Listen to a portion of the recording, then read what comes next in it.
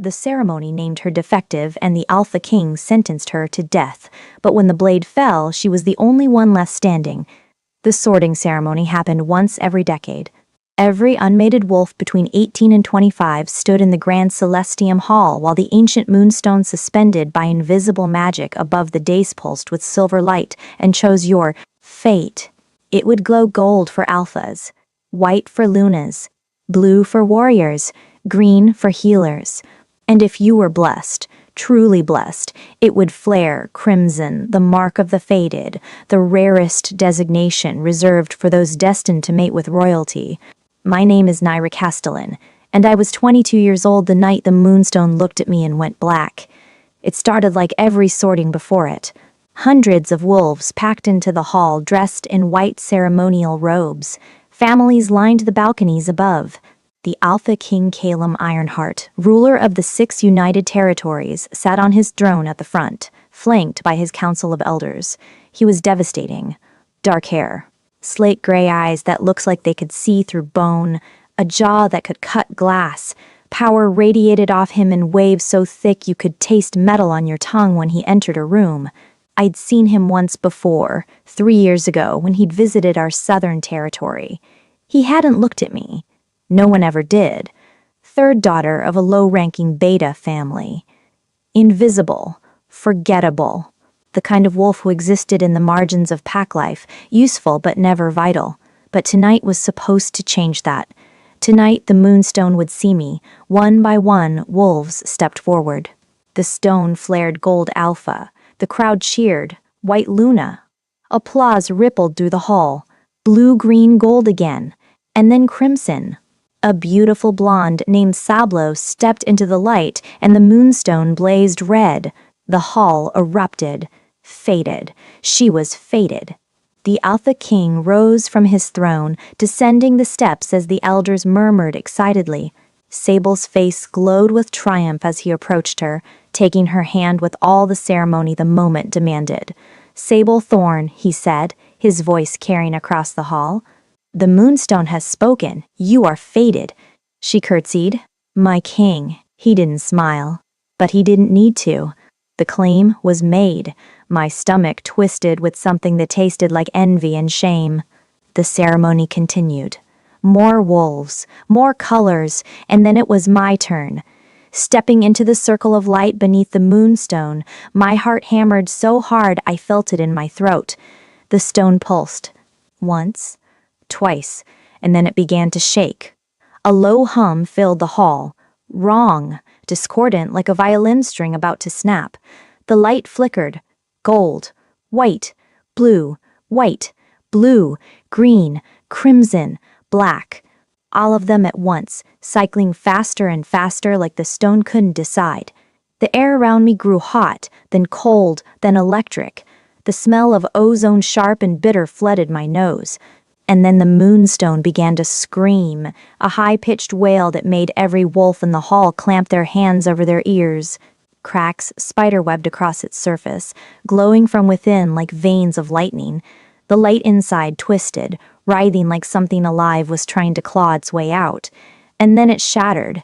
The sound was like 1,000 mirrors breaking at once. Fragments of stone exploded outward. Wolves screamed, diving for cover. A shard embedded itself in a marble pillar 3 feet from my head. But I stood in the center of it all, untouched, as pieces of the ancient moonstone rained down around me like black snow. When the dust settled, every eye in the hall was on me. The Alpha King's expression was unreadable. But the head elder, a silver-haired woman named Marcella, pointed a trembling finger at me, her face twisted with horror. "Defective," she hissed. The stone rejected her. She's corrupted. Air refused to enter my lungs. "No, I didn't. The moonstone has never broken," Marcella continued, her voice rising. "Not in 1,000 years. And it breaks for her?" She turned to the king. "This is a sign, my lord. She is an abomination, a glitch in the bloodline. I'm not." My voice cracked. I didn't do anything, but no one was listening. Wolves were already backing away from me like I carried a plague. My own family, my mother, my father, my sisters stood frozen in the balcony, faces pale with horror. My younger sister Kira, the one I'd braided flower crowns with as children, the one who'd slept in my bed during thunderstorms, turned her face away. That hurt more than the whispers, more than the disgust in Marcella's eyes. The Alpha King descended the steps. He stopped 3 feet from me. Up close, he was even more terrifying. His eyes swept over me, and for just a heartbeat, something flickered across his face. Recognition, pain. Then it was gone, buried beneath cold authority. "What's your name?" His voice was tight, controlled. "Naira." Barely a whisper. "Naira Castellan." His jaw clenched so hard I heard his teeth grind. "Do you know what you've done, Naira Castellan?" Shaking my head felt like moving through honey. "You've destroyed a sacred relic," interrupted a ceremony blessed by the moon goddess herself. His voice was quiet, deadly. "And in doing so, you've marked yourself as a threat to every wolf in this hall. I didn't mean to. Intent doesn't matter." He looked at Marcella and something passed between them. "What does the law say?" Her smile was cruel. "Corruption of a sacred right is punishable by death." The floor dropped out from under me. "No." The word barely escaped. "Please, take her to the hold," the king said, and in his eyes, just for a moment, I saw something that looked like grief. Guards moved toward me. I stumbled back. "Please." I don't know what happened. I didn't do anything. But they grabbed my arms, iron fingers digging into skin, yanking me toward the side exit. The last thing I saw before they dragged me out was Sable, standing beside the king, her hand still in his. She was smiling, and the king was staring at me like he'd just lost something he'd never had the chance to hold. The hold was a stone cell beneath the Celestium, cold, dark, silent except for the drip of water somewhere in the walls. They locked me in and left. Sinking onto the floor, I shook so hard my teeth chattered. The smell of mildew and old fear clung to everything. Defective. The word echoed in my skull like a curse. Hours passed. Maybe days. Time lost meaning in the dark. No one came. No food. No water. No explanation. Just silence and the slow, creeping certainty that I was going to die here. And then, footsteps. A figure stepped into the torchlight outside my cell. Not the king, my sister. Kira stood there, arms wrapped around herself, tears streaming down her face. She smelled like lavender soap and guilt. "Kira?" Hope flared in my chest, painful and desperate. "Did you come too?" "I'm sorry, Naira." Her voice broke. "I'm so sorry." The hope died before it could fully form. "What?" "The elders came to our house." She was sobbing now, words tumbling out between gasps. "They said if our family testified against you, they'd spare us from association charges. They said we lose everything, our rank, our home, our pack standing." Her hands twisted together. Father's already signed the statement, mother too. Something cold settled in my chest. "You're here to tell me my own family is condemning me. I tried to stop them." "I swear I did, but father said we have to think of the family, of our future, and get out. Naira, please, get out." Ice coated every word. She fled, her sobs echoing down the corridor like ghosts, and I sat there in the dark, learning what true loneliness tasted like, copper and ash. More hours crawled past, then different footsteps. Heavier, measured, purposeful. The Alpha King. He stood outside my cell, hands clasped behind his back, studying me like I was a puzzle he couldn't solve. "You should be terrified," he said. I was, but I was also too exhausted to show it. "Are you here to kill me?" My voice was hollow. "Not yet." "Then why are you here?" He was silent for a long moment. Then, "Because you're not supposed to exist." A bitter laugh scraped out of my throat. "Trust me, I'm aware." "No." He stepped closer to the bars. "You don't understand. The Moonstone doesn't reject wolves. It doesn't break. It's been used for over a millennium without incident." His eyes narrowed. "So either you're the unluckiest wolf alive, or you're something else entirely. I'm nothing. Then why are you still alive?" I blinked. He gestured to the cell. You stood at the epicenter of a magical explosion. Shards of the moonstone embedded themselves in 3 wolves on the balcony. One lost an eye. Another will never hear properly again. His voice dropped. But you? Not a scratch. Looking down at my hands, I realized he was right. I hadn't even thought about it. I don't know, I whispered. Neither do I, he paused. But I'm going to find out. What does that mean? It means your execution is postponed. He turned to leave, then stopped. You'll be moved to the northern wing of the palace. Under guard. You're not a guest. You're an unknown variable. You're going to experiment on me? I'm going to figure out what you are.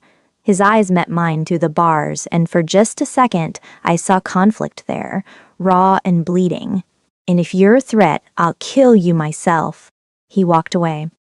And I sat there, pulse hammering in my wrists, unsure if I'd just been saved or damned. They moved me the next morning. The northern wing was less dungeon, more gilded cage. A small room with a bed, a window that didn't open, and a door that locked from the outside. 2 guards stood watch at all times. One of them, a kind-faced older wolf named Darius, brought me food. You're not what they say you are, he said quietly one evening, setting down a tray. His eyes were warm, almost paternal. I can feel it, you've got good energy. What do you think I am? He smiled sadly. Something they're afraid of, which usually means something they need. For 3 days, nothing happened. No visits, no answers, just Darius's kind words and the weight of waiting. And then, on the 4th night, the Alpha King came to my room. He didn't knock. Just opened the door and stepped inside, dismissing the guards with a flick of his hand. I stood by the window, arms wrapped around myself. I need you to do something, he said. Do I have a choice? No, he paused, but I'm asking anyway. The courtesy caught me off guard. What do you need? I need to test something. May I approach? I hesitated, then nodded. He crossed the room, pulling a small dagger from his belt. I need to see how your body responds to injury. This will hurt. I'm sorry. He held out his hand. Understanding what he was asking, I placed my palm in his. His skin was warm, calloused. The touch sent electricity up my arm. He met my eyes. Ready? I nodded. The cut was quick, clinical across my palm. Pain flared bright and sharp. I gasped, instinct making me jerk back, but he caught my wrist gently. Don't move, just watch. Blood welled up, bright red against my skin. The smell of copper filled the space between us, and then it began to glow. Faint, silvery light pulsed beneath the surface, and as we both watched, the cut began to close. The pain evaporated like morning dew. In seconds, my palm was smooth, unmarked. The king released my wrist, stepping back, his expression somewhere between awe and fear. What the hell are you? He breathed. Staring at my hand, my pulse hammered in my ears. I don't know.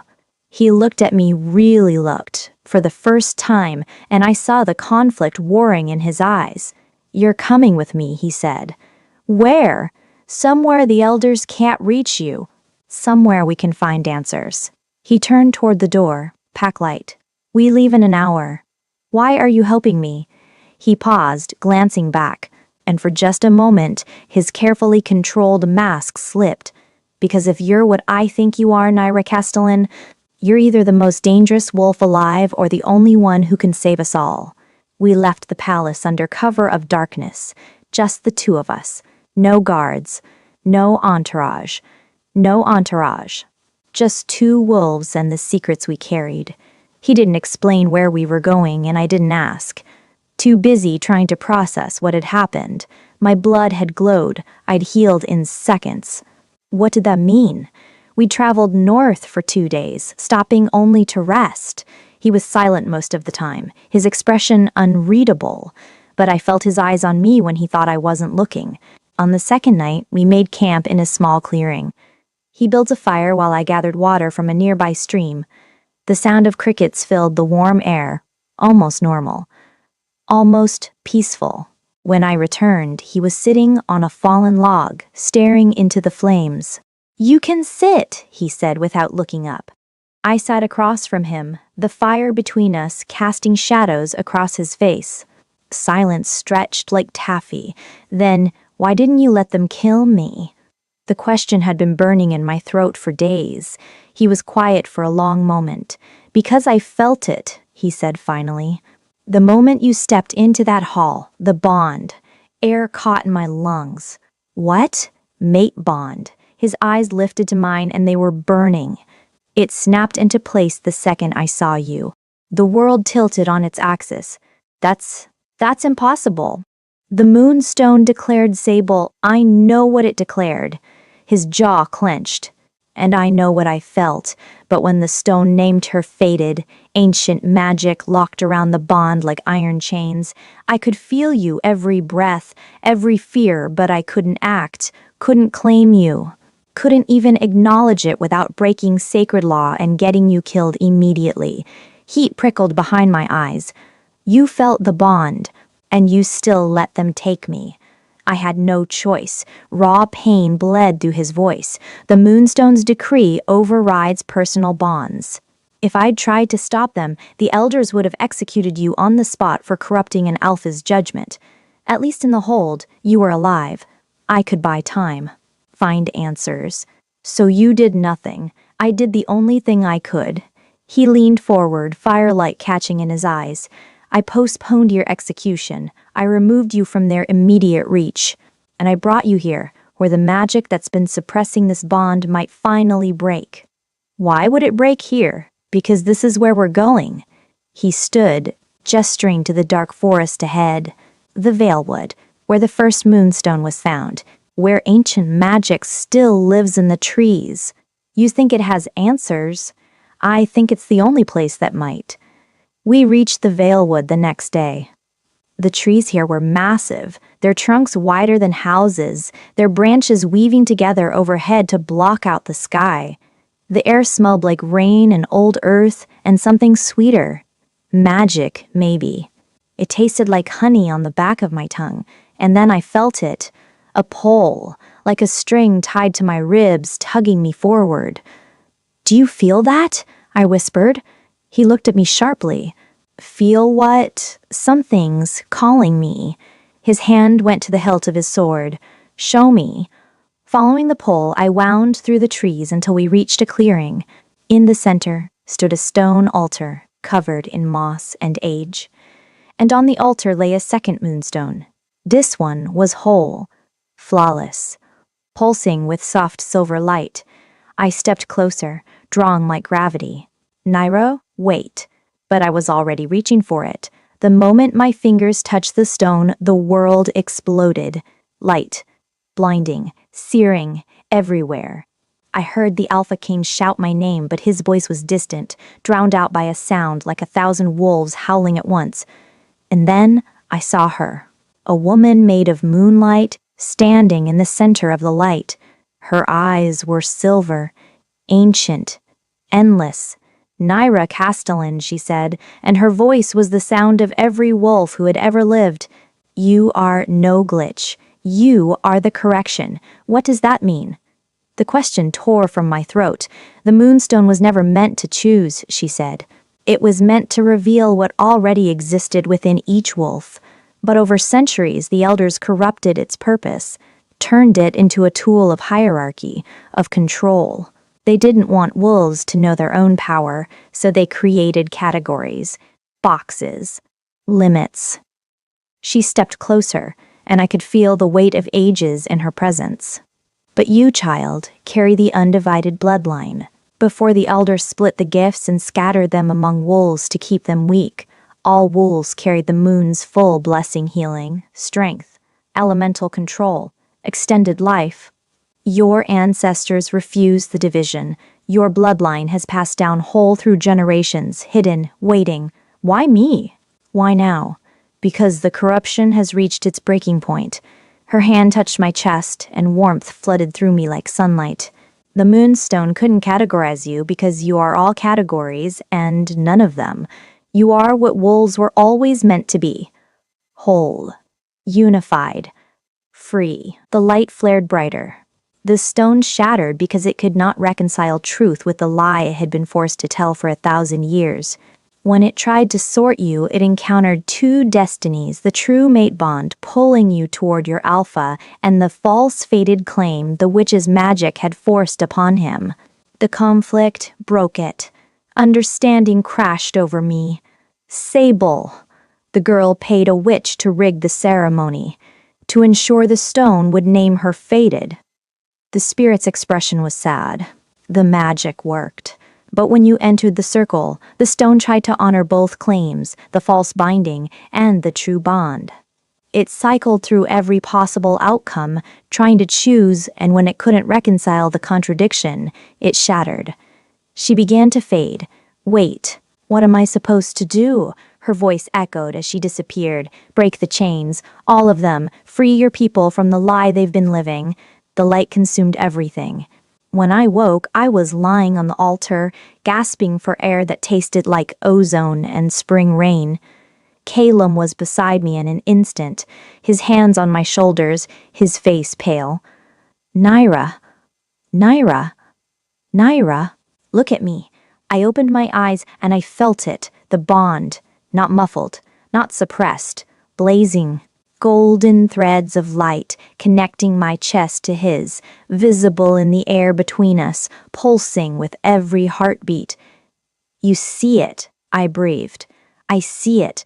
His voice was rough with wonder and relief. The suppression, it's gone. He pulled me up, his hands framing my face, and the touch sent warmth cascading through me. You're not broken, he said. You never were. Heat pricked behind my eyes, and this time I didn't fight it. Tears spilled down my cheeks, not from fear, from relief. Because for the first time in my life, I wasn't the error. I was the answer. We stayed in the Valewood for 3 more days, but we weren't alone. On the second day, as we explored the ancient ruins scattered through the forest, we found a hidden structure, a stone cottage, warded with magic so old it hummed against my skin like a living thing. This is a safe house, Calum said, examining the wards. Built centuries ago for wolves fleeing persecution. We're hiding. We're preparing. His eyes were serious. The moment we return, the elders will know something changed. We need to be ready, and you need to learn what you can do. The cottage had 1 room, 1 bed. Calum took 1 look at it and moved to sleep on the floor. Don't, I said. He froze. Naira, we're mates. The bond is active. Pretending otherwise won't change that. I met his eyes. And I'm tired of pretending. Something shifted in his expression. He crossed to me slowly, giving me every chance to change my mind. I didn't. Are you sure? He asked, his voice rough. I've never been more sure of anything. He kissed me then, not rushed, not desperate, like he had all the time in the world and wanted to savor every second. When he pulled back, his eyes were searching mine. I need to mark you, he said, to complete the bond, but only if, yes. I tilted my head, baring my throat. Please. His eyes flashed gold. That night he marked me. Not with force, not with assumption, with reverence, with permission, with love. And when his canine sank into the curve of my neck, the bond ignited. Golden light exploded through the room. Power flooded my veins as strength, his authority, his centuries of loneliness finally ended. And I felt him take in my gifts to healing, resilience, the ancient magic I'd never known I carried. When it settled, we lay tangled together, both trembling, tasting copper and starlight. I can feel you, I whispered. Everything. I know. He pressed his forehead to mine, and the bond hummed between us like a second heartbeat. It's overwhelming. It's perfect. He smiled a real smile, the first I'd ever seen from him. We still have to go back, he said quietly. Face the elders. Dismantle the system. I know. They'll fight us. Let them. I looked at him. I'm not afraid anymore. Neither am I. Over the next 2 days, he taught me to harness what I was. The power didn't come from anger. It came from purpose. When I focused on protecting what I loved, light pooled in my palms. When I thought of healing, warmth spread through my hands. And when I thought of him in danger, the power didn't just rise, it roared. The magic responds to your heart, he said, watching me practice. Not your fear, remember that. I would need to. We returned to the palace 7 days after we'd left. The plan was simple: call a council meeting, present the truth about my bloodline and the Moonstone's corruption, and demand reform. It was insane. It was dangerous. But it was the only way forward. The night before the meeting, I couldn't sleep. Pacing our room now, since Caleb had moved me into the royal wing, anxiety clawed at my ribs, and then I heard voices. Low. Urgent. Coming from the hallway outside. I crept to the door, pressing my ear against the wood. Can't let him do this. Marcella's voice, sharp and cold. If he exposes the truth, the entire hierarchy collapses.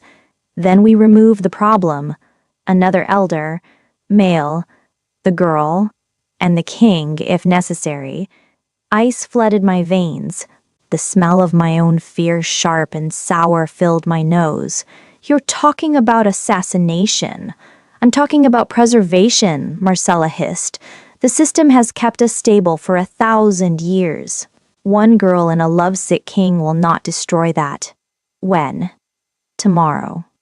During the council meeting.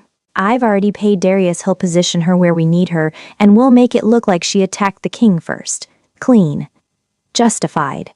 Footsteps. I stumbled back from the door, pulse hammering in my throat. Darius, the kind guard who'd brought me food, who'd told me I wasn't what they said, who'd looked at me with paternal warmth. He'd been bought. The betrayal cut deeper than I expected. Not because I'd loved him, but because I'd trusted him. And trust, I was learning, was the cruelest currency. I had to warn Salem. I yanked open the door and came face to face with Sable. She smiled and something glinted in her hand, a cloth. Hello, Naira. Before I could scream, she slammed the cloth over my mouth. Sweetness flooded my senses, chemical. My vision blurred at the edges. I tried to fight, but my limbs went heavy. The world tilted and went dark. I woke in chains. My head throbbed like something was trying to claw its way out of my skull. My wrists burned where iron shackles bit into skin. A room I didn't recognize. Stone walls, no windows, a single torch flickering against damp stone. And standing in front of me was Sable. You're awake, she said pleasantly. Good. I was worried I'd used too much sedative. What? My voice was hoarse, throat raw. What are you doing? Saving my future. She crouched in front of me, and up close I could see the desperation in her eyes. Did you really think I'd let you take him from me? He's not yours. He was. Her voice cracked. The Moonstone declared me fated. I should be queen. I should be. The Moonstone was rigged, I said. You paid a witch. Her face went white, then red. How did you? The spirit in the Veilwood told me everything. I met her eyes. The stone couldn't process two conflicting destinies, his true mate bond with me, and your forced fated claim. So it cycled through every option, trying to choose, and when it couldn't reconcile the lie with the truth, it shattered. For a moment, she looked almost broken. Then her expression hardened. It doesn't matter. You destroyed the stone. You're the one they'll blame. She stood, brushing off her dress. Tonight, you're going to die, Naira. And when you do, Caleb will have no choice but to return to me. After all, I'm still the last wolf the Moonstone named fated, broken or not. He'll know it was you. Will he? She smiled, but it didn't reach her eyes. Or will he believe that the defective wolf finally snapped and tried to kill him, forcing loyal Darius to put her down in defense of his king? She headed for the door. Either way, you'll be gone, and I'll be there to comfort him. Sable. The door slammed shut, and I was alone with the sound of my own breathing and the drip of water somewhere in the darkness. Time crawled. Could have been minutes, Could have been hours, long enough for panic to crest and break and give way to something colder. Think, Naira. The chains were iron. I couldn't break them with strength alone, but the Moonstone spirit had said I carried all the gifts: healing, strength, elemental control, and the power only activated when I truly needed it, when someone I loved was in danger. Calum was walking into an assassination attempt, right now, and I was the only one who could stop it. I closed my eyes, sinking into the bond. I could feel him distant, but there, his steady heartbeat, his determination, his complete lack of knowledge that death was waiting. No, heat began to build in my chest, not from anger, from love, from the desperate, clawing need to protect what was mine. I focused on that feeling, pulling it toward the surface, letting it fill my veins like liquid fire. The air around me grew hot. The iron shackles began to glow, red, then orange, then white hot, and then they melted. Liquid metal dripped onto the stone floor, hissing and smoking. I stared at my unmarked wrists, at the power humming just beneath my skin. Holy hell, I was free. I ran, barefoot through corridors I barely recognized, following the one thing I could trust: the bond. It pulled me forward like a golden thread, brighter and more urgent with every step. This way, he's this way, upstairs, around corners, through passages that twisted like a maze. Until I heard voices beyond a set of massive double doors, the council hall. I shoved them open. The scene unfolded like a nightmare in slow motion. Calum stood at the front of the hall, addressing the elders, and behind him, Darius stepped forward, a silver dagger glinting in his hand, raised to strike. No, I didn't think, didn't plan, just moved. Power exploded out of me raw. Silver light that smelled like ozone and tasted like lightning. It slammed into Darius and sent him flying across the room. He hit the far wall with a sickening crack. The dagger clattered to the marble floor, the sound impossibly loud in the sudden silence. Every wolf in the hall froze. Calum spun, eyes wide. Nura, he was going to kill you, I gasped, stumbling forward on shaking legs. Darius the elders, they planned it. Marcella paid him. They were going to make it look like I attacked you first. Darius groaned, struggling to his feet. Blood ran from his nose, dripping onto his shirt. She's lying, he snarled. She attacked the king. I was defending. You were paid 50 gold marks by Elder Marcella 3 days ago, Calum said, his voice like winter itself. I've had you under surveillance since Naira and I returned. Every transaction, every conversation. Darius went white. Calum's eyes cut to Marcella. Did you really think I wouldn't notice? Marcella's composure cracked like fine china. You don't understand what you're doing. If the truth comes out, if you dismantle the hierarchy, you'll destroy everything we've built. There will be chaos. Territories will fracture. Wolves will be free, I said, stepping forward into the center of the hall, and I let the power rise. Silver light poured from my skin, filling the room, illuminating every corner, every face, every secret. My blood glowed beneath my skin like I'd swallowed moonlight. The wolves gasped. Some shielded their eyes. Others stared in wonder. This is Naira Castellan, Calum said, moving to stand beside me, his hand finding mine. She is not defective. She carries the undivided bloodline, the original wolves. Before the elders split our gifts to control us, she is what we were always meant to be.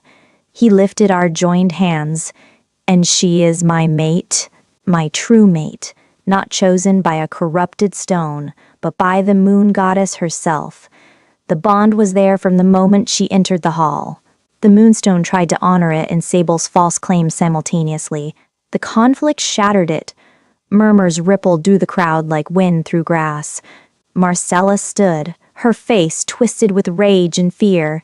You cannot. The moonstone system ends today, Calum continued, his voice carrying to every corner. We will build a new order. One where wolves are valued for who they are, not what category they're forced into. One based on choice, not compulsion. You'll destroy us, Marcella hissed. No, I met her eyes, and for the first time in my life I didn't look away first. We'll free you. Silence fell like snow. And then, movement. An elder stood. Not Marcella, not one of her co-conspirators. An old wolf named Theron, gray-haired and weathered, who'd sat on the council for 40 years. He looked at me for a long moment.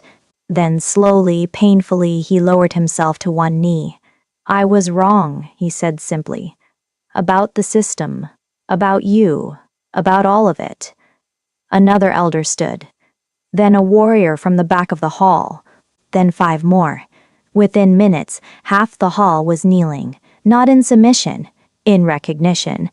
Even some of Marcella's former allies knelt, their faces showing shame and relief in equal measure. Marcella looked around, her face contorted with fury. This isn't over, she spat. The territories won't accept this. There will be rebellion. There will be. Then we'll face it together, Calum said quietly. As equals. He nodded to the guards. They moved forward and took Marcella's arms. She struggled, screaming. You're making a mistake. You'll regret this. When the territories fracture and wolves turn on each other, when chaos, Marcella Gravenin, Calum's voice cut through her tirade like a blade. You are stripped of your title and position, effective immediately. You and your co-conspirators will stand trial for attempted assassination of the Alpha King, conspiracy to commit murder, and corruption of sacred rites. You can't. The trial will begin at dawn. His eyes were ice. And given the evidence we have, including signed confessions from 2 of your co-conspirators who broke under questioning yesterday, I suspect the outcome is foregone. Marcella's face went gray. They dragged her toward the door, still screaming threats and curses. Darius went with her, head bowed, refusing to meet anyone's eyes. When the doors closed behind them, the hall was silent. Calum turned to the remaining wolves. This will not be easy, he said. Change never is. Some territories will resist. Some wolves will cling to the old ways because they benefit from them, or because change is terrifying. His voice softened. But we believe that freedom is worth the fight. He looked at me, and the bond between us blazed like sunlight. My mate has shown us what's possible when we stop accepting the limits others place on us. When we choose to be whole instead of broken pieces. The wolves began to howl, not in aggression, in hope. The sound built and built until the very stones seemed to shake with it. And I stood there, hand in Calum's, tears streaming down my face, and felt something I'd never felt before. Belonging. The transition took time. 3 years, to be exact. The Eastern and Southern territories refused to accept the new order at first. It took 18 months of tense negotiations. One 3-day battle at the border where we lost 17 wolves, their names carved into a memorial stone I visited every month. And finally, a marriage alliance between Calum's cousin and the Eastern Alpha's sister before they agreed to even discuss reform. Freedom, I learned, isn't granted. It's negotiated, one painful compromise at a time. But slowly, painfully, the system changed. Wolves were no longer sorted. They were asked, what do you want to be? What gifts do you carry? How do you choose to serve? And the answers were as varied as the wolves themselves. Healers with warrior hearts. Alphas who wanted to teach instead of lead. Omegas with voices that commanded rooms. All of them whole, all of them free. Marcella's trial lasted 5 days. The evidence was damning decades of manipulation. Countless wolves suppressed or exiled for questioning the system, falsified records, and finally, conspiracy to commit regicide. The council voted unanimously. Exile beyond the territories, her wolf permanently bound by ancient magic. She'd spent her life wielding power over others, deciding their fates with the flick of a hand. Now she'd live and die as a human, powerless and alone. I didn't attend the sentencing. But I heard she screamed the whole way to the border. My family tried to visit 6 times in the first year. Each time, I refused to see them. Kira sent letters, apologies, explanations, pleas for forgiveness written in her careful script. I burned them unread, not from cruelty, but because some betrayals sever bonds too deep for words to mend. They chose their safety over my life. I chose my future over their regret. On the 7th attempt, my mother came alone. The guards asked if I'd see her. I almost said no. But something made me hesitate. She stood in the doorway of my study, looking older than I remembered. Smaller. "I don't expect forgiveness," she said quietly. I needed you to know that I'm ashamed. Every day. Of what we did, of what choosing fear over you." I said nothing. "You were right to refuse us." Her voice cracked. "I hope someday you find peace with it, even if that peace doesn't include us." She turned to leave. "Mother?" She stopped. "I do have peace," I said. "I found it when I stopped waiting for you to choose me and chose myself instead." She nodded, tears streaming silently, and left. I never saw her again. But I didn't burn the last letter Kira sent. I kept it in a drawer, unread. Maybe someday I'd open it. Maybe not. Some doors stay closed. And that's okay too. 3 years after the ceremony that had named me defective, I stood in the Great Hall. The same hall where the moonstone had shattered, where my life had ended and begun in the same moment. But now it looked different. The marble had been repaired. Murals covered the walls of every color, every size, running together beneath a full moon. No categories, no hierarchy, just Pack. Calum stood beside me, his hand warm in mine. Below us, over 500 wolves gathered, not separated by rank, mingling freely, laughing, whole. "Ready?" he murmured. "For what?" "To make it official." He turned to the crowd and the hall quieted like a held breath. 3 years ago, the moonstone shattered in this hall, he said, his voice carrying to every corner. And we thought it was a catastrophe, an ending. He looked at me and his smile was soft. We were wrong. It was a beginning. He lifted our joined hands. "Today, I present to you Naira Castellan Ironheart, not as a fated chosen by stone, not as a category or a rank." His voice rang clear and proud, "As my mate, my equal, my queen." The crowd erupted, not in polite applause, in celebration, howls, cheers. Wolves shifting and racing in joyful circles, the sound of paws on marble like thunder. Calum pulled me close, his lips brushing my ear. "Any regrets?" "Not even one." "Good." He kissed my temple and I tasted joy and salt and home. "Because you're stuck with me. I can think of worse fates." He laughed deep and real and free, the sound I'd worked 3 years to earn. And I realized this was what I'd spent my whole life searching for. Not a category, not validation. Belonging. Not because someone told me where I fit, but because I'd chosen where I wanted to be. Later that night, after the celebration ended and the halls grew quiet, we stood alone on the balcony overlooking the territories. Snow fell in soft, silent sheets, covering the world in white. "Do you think it'll last?" I asked. "The new system, not without challenges?" His arm tightened around me. "There will always be wolves who want to return to the hierarchy, who feel safer with categories and control, who fear freedom more than chains. So we'll keep fighting. We'll keep choosing," he corrected gently. "Every day, to be better, to be whole, to be free." I leaned into him, watching the snow fall on the world we were still building. "The moonstone spirit was right," I said quietly. "I wasn't the glitch.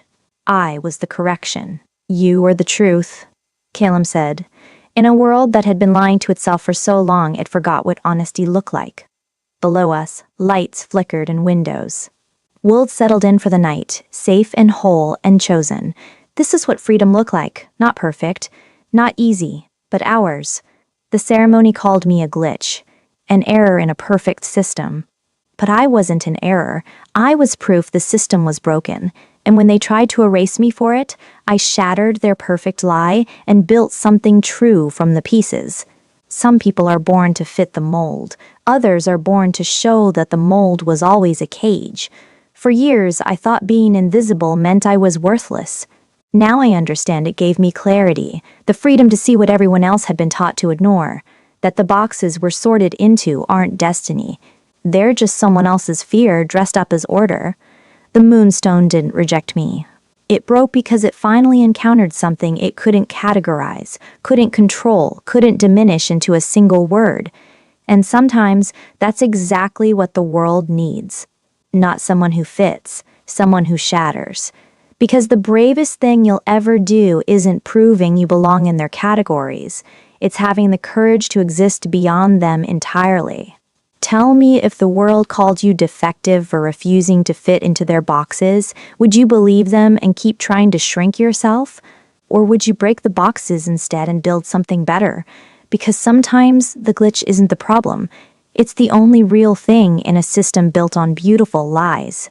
And when you finally stop trying to fit into someone else's idea of what you should be, that's when you become exactly who you were always meant to be, whole, free, yourself.